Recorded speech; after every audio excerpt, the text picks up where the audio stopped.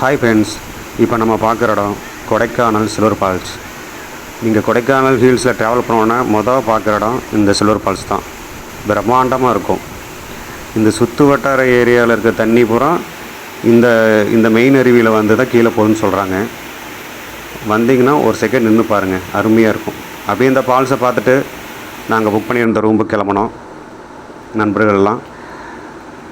கொடைக்கானலில் இருந்து பூம்பாறை வழியாக பூண்டிங்கிற ஏரியாவை ரீச் பண்ணணும்.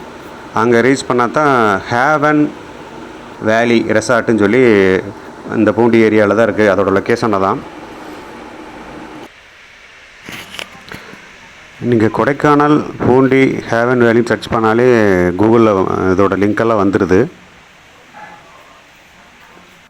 அதுக்கப்புறம் இதான் டைனிங் ஏரியா.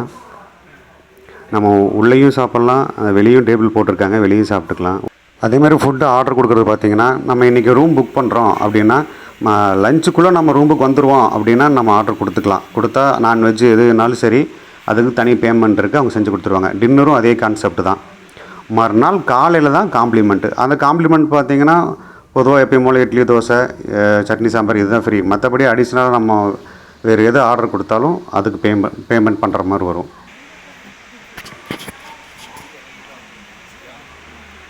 இதை நாங்கள் புக் பண்ணிக்கிறோம் ரூம்பு. ஒரு பெரிய டேங்கர் மாதிரி இருக்குது. அதில் பார்த்திங்கன்னா நடுவில் ரூம் பிரிச்சுருக்காங்க. அந்த சைடு இந்த சைடு ஒவ்வொரு ரூம்பு.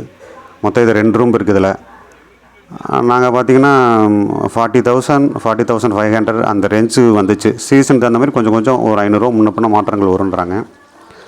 மற்றபடி ரூம் நல்லா இருந்தது. எல்லாம் 3 பக்கமும் கண்ணாடி, நல்ல லைட் செட்டிங்கோட. அவர் பார்த்திங்கன்னா பெட்டு பக்கத்துலேயே வந்து பால்கனி இருக்குது. பால்கனியில் பார்த்திங்கன்னா மிரர் டோர் வச்சுருக்காங்க. அது வழியாக வாட்டர் ஃபால்ஸ் தெரியும். எனி டைம் வந்து வாட்டர் ஃபால்ஸ் சவுண்டு கேட்டுக்கிட்டே இருக்கும்.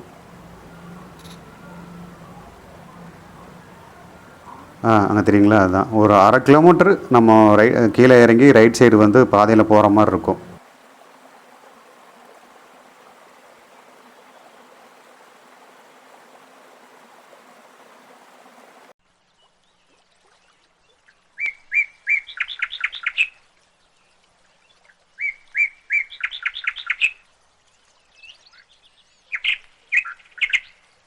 இந்த ரெசார்ட்டில் பார்த்திங்கன்னா மொத்தம் 5 ரூம் இருக்குது. நாங்கள் தங்கியிருக்க 2 ரூம்பு. அப்புறம் இது எங்கள் ரூமுக்கு பக்கத்தில். இது பார்த்திங்கன்னா கீழேயும் மேலேயும். மேலே அந்த பால்கனியில் இருக்க ரூம்பு வியூஸ் நல்லா சூப்பராக இருக்குது. அப்புறம் இது அப்படியே ஒரு பங்களா மாதிரி இது ஒரு ரூம். இது பார்த்திங்கன்னா நாங்கள் தங்கியிருக்கிற ரூம்புக்கு மேலே இந்த பால்கனி, இந்த டேங்கர் ரூம்புன்னு மாதிரி சொல்லியிருந்தோம் இல்லைங்களா, அதுக்கு மேலே அந்த பால்கனி. நம்ம டீ காஃபியோ இருந்தாலும் சரி, இல்லை நாங்கள் மேலேயே சாப்பிட்டுக்கிறோம் அப்படின்னு சொன்னோன்னா இந்த லஞ்சு சரி டின்னர் சரி மேலே கொண்டு வந்து அங்கேயே வந்து சப்ளை பண்ணிடுவாங்க.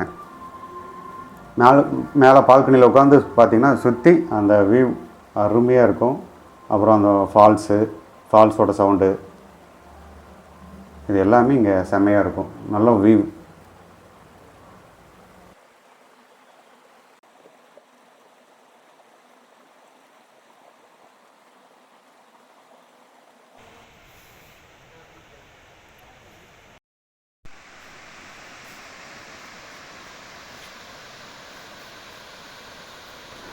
இது பார்த்திங்கன்னா லஞ்சு முடிஞ்சு ஒரு 4-4:30 மணிக்கு மேலே அப்படியே ஃபுல்லாக அந்த ஏரியா மிஸ்ட் ஆகிருச்சு.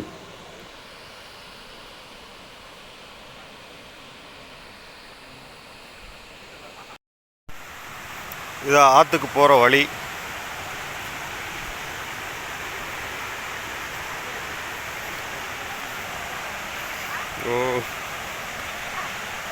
மழை பெஞ்சு பாதையெல்லாம் ஈரமாக இருக்குது.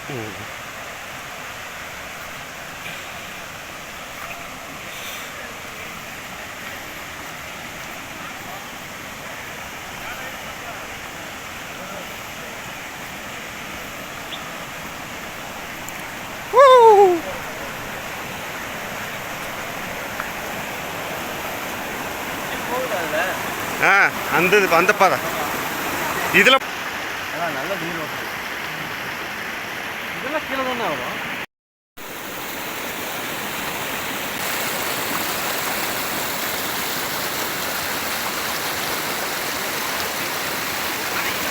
Thank you.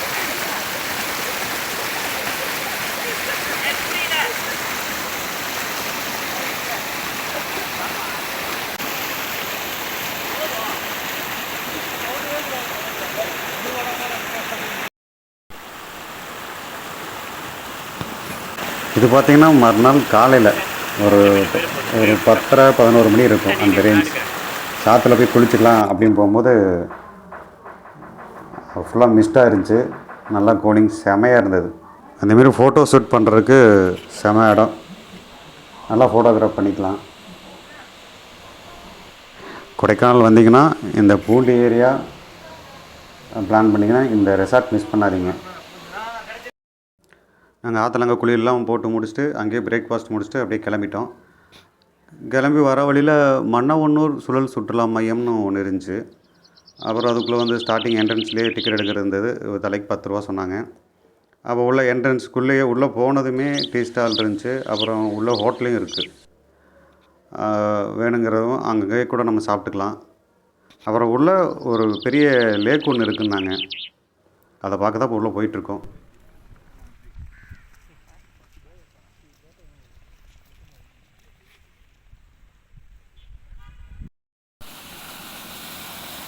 இந்த இடத்துல அப்படியே லேசாக துணிசம் கொடுத்துருங்கிறது.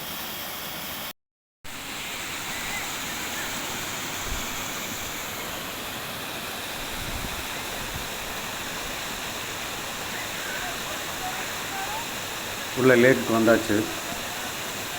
இதுதான் அந்த லேக்கு. லேக் நல்லா பெருசாக தான் இருக்குது. அப்புறம் அந்த கார்டன் மாதிரி அந்த சைடு செட் பண்ணியிருந்தாங்க. அப்புறம் அங்கே குதிரை சவாரி இருக்குது. அப்புறம் பார்த்திங்கன்னா இந்த லேக்கோட எண்டில் ஜிப்லைன் இருக்குது.